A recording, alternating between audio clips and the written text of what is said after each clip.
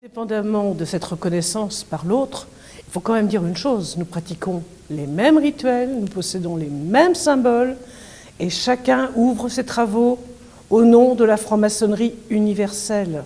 Nous sommes dans un espace aux dimensions du cosmos ordonné. Donc, il y a évidemment un corpus commun. Il y a un autre point commun en ce qui concerne la France. Je pense qu'il faudrait plutôt opposer, non pas le problème de l'unité française, mais de la différence entre les Anglais et les Français, deux conceptions de la maçonnerie.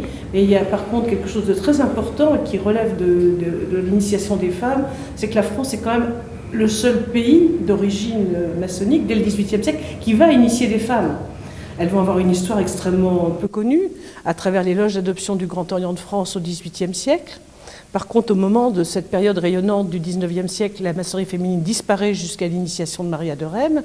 Et les femmes, à nouveau, première femme initiée, Maria de Rheims, c'est le droit humain aussi dont on doit parler, puisqu'elle va faire une place très importante aux femmes.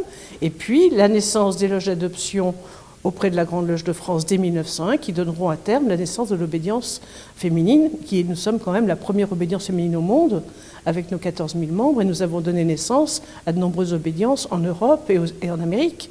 Ça veut dire quand même que les Français ont tout de suite accepté le principe que la femme était initiable, et nous ont reconnus et nous ont aidés à devenir une obédience au même titre que les grandes obédiences masculines. Ça, c'est une spécificité française.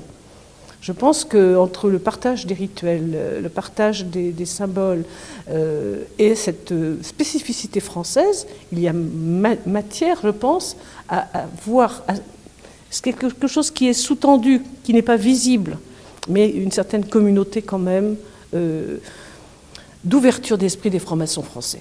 Et je tenais à le dire.